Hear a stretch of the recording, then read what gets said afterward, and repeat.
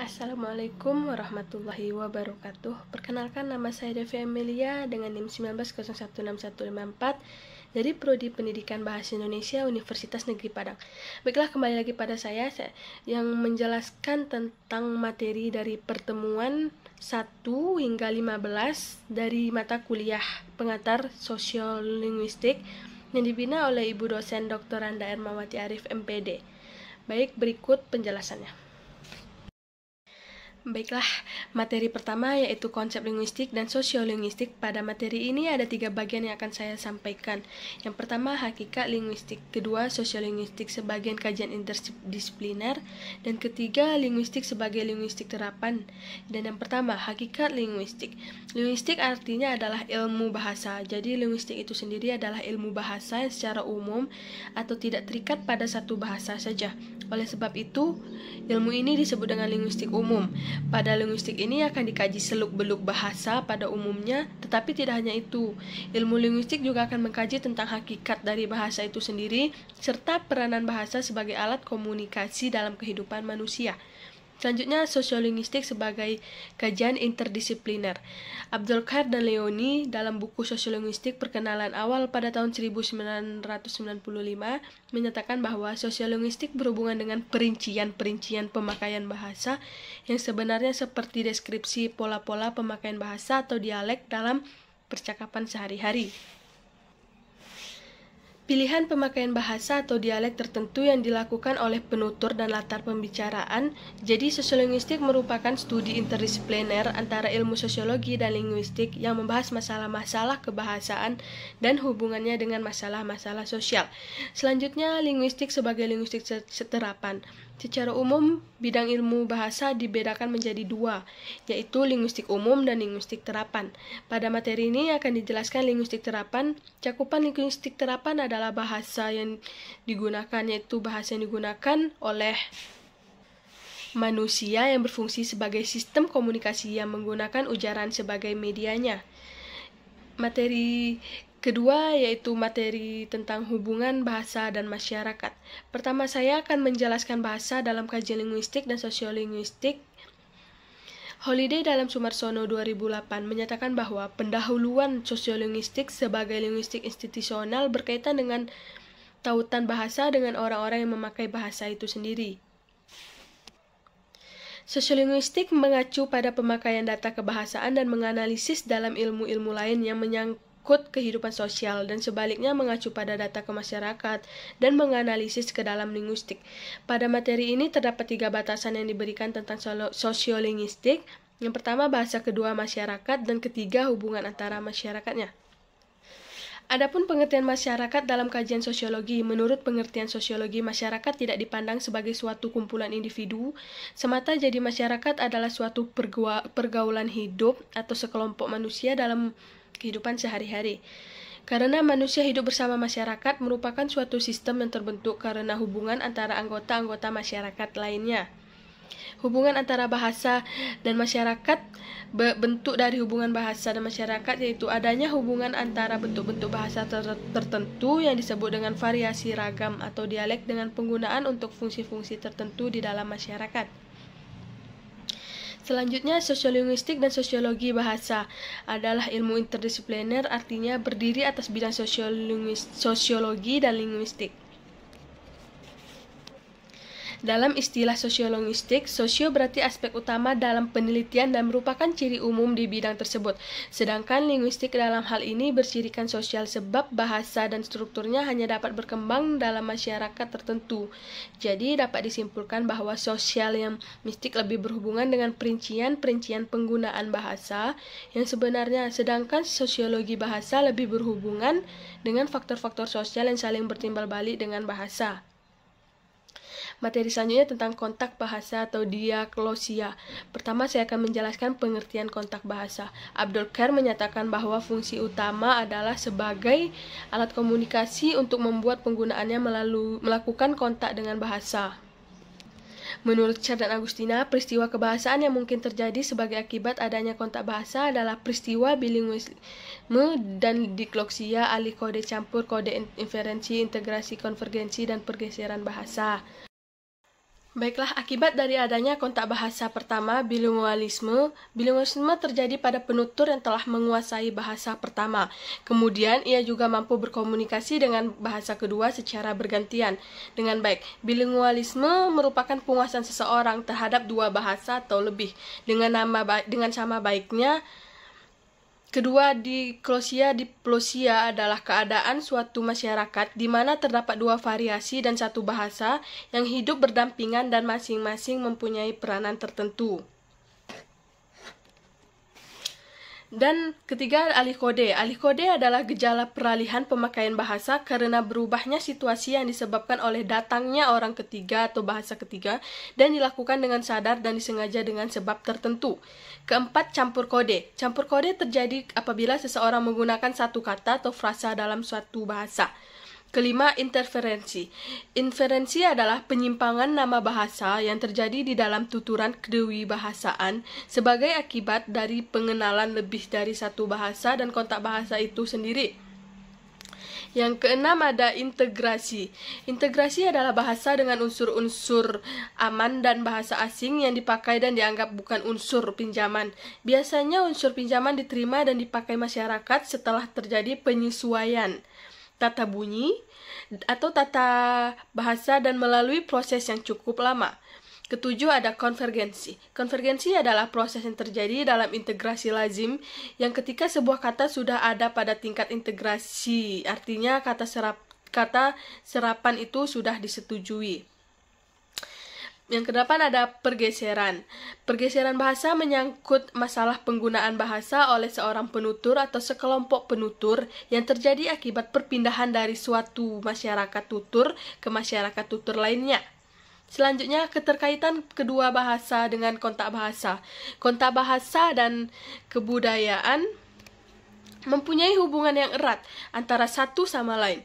Dari teori mengenai hubungan bahasa dengan kebudayaan, secara garis besar teori tersebut dikelompokkan menjadi dua, yaitu hubungan yang bersifat subordinatif, di mana bahasa di bawah lingkup kebudayaan, dan hubungan yang bersifat koordinatif, yang dimana atau disebut hubungan yang sederajat dengan kedudukannya yang sama tinggi. Selanjutnya, kontak bahasa dan kontak kebudayaan dan pengembangan identitas budaya. Kontak bahasa merupakan suatu peristiwa di mana antara penutur dan mitra tutur tidak mempunyai latar bahasa yang sama, sehingga mereka melakukan kontak bahasa. Kontak bahasa bisa terjadi pada masyarakat yang terbuka menerima masyarakat yang berbeda bahasa untuk masuk dalam masyarakat tuturnya, sehingga masyarakat tidak lagi bisa disebut sebagai masyarakat monolingual.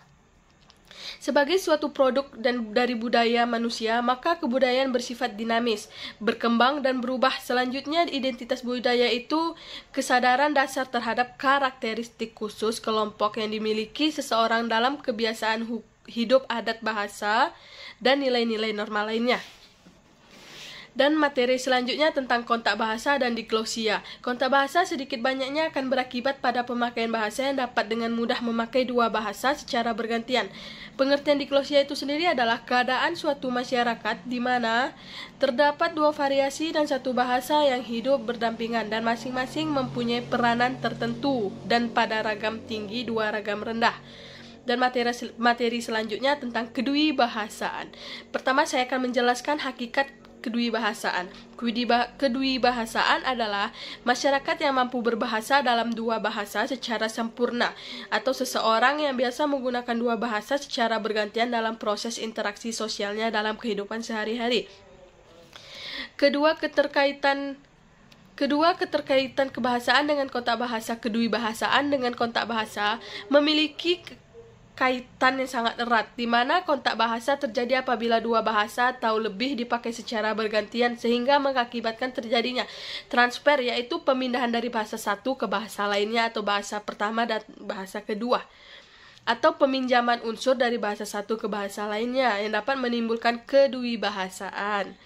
Dapat disimpulkan bahwa kedua bahasa berkaitan dengan kontak bahasa karena kedua bahasa dan merupakan pemakaian dua bahasa yang dilakukan oleh penutur secara bergantian dalam melakukan kontak sosial. Dan materi yang pada pertemuan ke-6 yaitu tentang kebahasaan. Pada pertemuan ini terdapat 5 jumlah soal yang saya menjelaskan. Yang pertama, jelaskan keterkaitan antara kedua bahasa dengan kontak bahasa kedua-bahasaan. Kedua, pengukuran tingkat kedua kebahasaan secara kualitatif dan kuantitatif. Yang ketiga, jelaskan efek kedua kebahasaan secara sosiologis. Dan keempat, jelaskan pendekatan dalam pendidikan kedua-bahasaan. Selanjutnya pada materi ketujuh atau pertemuan ketujuh tentang interferensi dan integrasi bahasa. Interferensi bahasa merupakan suatu keadaan saat pengguna bahasa mengambil unsur dan fitur dari bahasa sumber untuk digunakan sebagai pelengkap atau pembantu dalam menggunakan bahasa kedua. Kedua tataran interferensi pertama yaitu interferensi dalam bidang fonologi yang mencakup jika penutur bahasa Jawa mengucapkan kata-kata berupa tempat yang berawal bunyi B, D, dan J seperti pada kata Bandung, orang Jawa mengucapkannya Bandung. Selanjutnya, interferensi dalam bidang morfologi. Interferensi ini terjadi dalam pembentukan kata dengan menyerap afiks sufiks bahasa lain. Selanjutnya, interferensi semantik dapat dibedakan menjadi dua, yaitu interferensi terjadi bahasa resipien menyerapkan konseptual kultural beserta namanya dari bahasa lain. Yang kedua, interferensi alih kode dan campur kode. Selanjutnya, interferensi bahasa dalam pandangan psikologi behavioral berdasarkan sudut pandang psikologi. Konsep tentang anakon dilatar belakangi oleh psikologi behavioral. Tokoh psikologi behavioral yaitu Edward Ivan Pavlov dan B.F. Skinner. Selanjutnya, integrasi bahasa adalah proses penggunaan bahasa lain dalam bahasa tertentu, dan dalam bahasa tertentu itu sudah dianggap sebagai unsur yang sah. Materi selanjutnya pada pertemuan ke-8 yaitu tentang implementasi, interferensi, dan integrasi bahasa. Lanjutan dari materi pertemuan ke-6.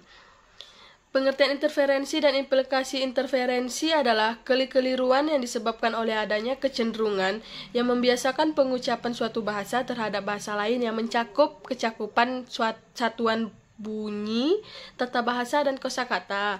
Salah satu bentuk implikasi interferensi yaitu dalam menguasai dua bahasa sekaligus atau lebih. Yang pertama kali mempengaruhi yang mendasari bahasa seseorang, umumnya yaitu bahasa ibu.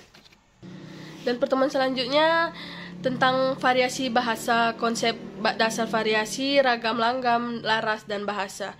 Variasi bahasa adalah wujud pemakaian bahasa yang berbeda oleh penutur karena faktor-faktor tertentu.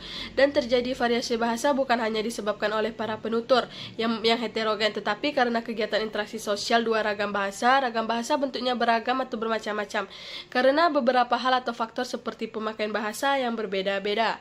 Yang ketiga adalah langgam. Bahasa dalam masyarakat Indonesia mengenal tata krama tertentu dalam berbahasa disebabkan oleh konteks komunikasi. Yang keempat adalah laras kata. Laras lebih dipandang dengan kata bahasa Inggris yaitu register, yang artinya ragam bahasa yang di dalamnya memiliki ciri atau variasi yang khas pula, yang dikaitkan dengan bidang kerja atau profesi dan bidang keilmuan tertentu. Dan materi pada pertemuan selanjutnya tentang implikasi variasi bahasa dalam pembelajaran bahasa Indonesia. Materi pertemuan selanjutnya tentang sikap bahasa, pemilihan bahasa, dan pembangkuan bahasa. Sikap bahasa adalah menyangkut keyakinan atau komisi mengenai bahasa atau objek bahasa yang memberikan kecenderungan kepada seseorang untuk beraksi dengan cara tertentu yang disenanginya. Dan materi pada pertemuan selanjutnya tentang pendayagunaan sosiolinguistik dalam pembelajaran bahasa Indonesia. Pendayaan sosiolinguistik dalam metode pembelajaran bahasa yang beraliran behavioral. Salah satu metode bahasa yang dilatar belakangi oleh psikologi behavioral adalah metode audiolingual dan pendayagunaan sosiolinguistik dalam metode pengajaran bahasa yang beraliran mentalistik. Salah satu pembelajaran bahasa yang didasarkan atas psikologi mentalistik adalah metode komunikatif yang dikenal dengan pendekatan komunikatif. Baiklah, pada materi pertemuan terakhir yaitu tentang rencana pelaksanaan pembelajaran atau RPP yang sudah saya rancang pada pertemuan sebelumnya, yaitu mengenai teks berita pada kelas 8 SMP atau MTS pada pelajaran Bahasa Indonesia semester ganjil. yang meliputi, yang pertama ada kegiatan inti, yang meliputi kegiatan literasi, kegiatan critical thinking atau berpikir kritik, kegiatan collaboration atau kerjasama, kegiatan komunikasi, dan kegiatan kreativitas. Dan ada kegiatan penutup. Pada kegiatan penutup yang meliputi peserta didik atau siswa membuat rangkuman atau simpulan pelajaran yang telah diterangkan oleh guru. Dan siswa dapat mencatat poin-poin penting yang muncul dalam kegiatan pembelajaran yang baru dilakukan. Yang kedua, guru membuat rangkuman atau simpulan pelajaran tentang poin-poin penting yang muncul dalam kegiatan pembelajaran yang baru dilakukan agar siswa dapat lebih memahami materi yang telah dijelaskan. Baiklah, cukup sekian dari rangkuman materi dari materi pertama hingga materi terakhir dari mata kuliah pengantar sosiolinguistik yang dapat saya jelaskan menurut pemahaman saya. Saya dan Familia mohon maaf bila banyak kesalahan dan kekurangan. Wabillahi taufiq wal hidayah. Wassalamualaikum warahmatullahi wabarakatuh.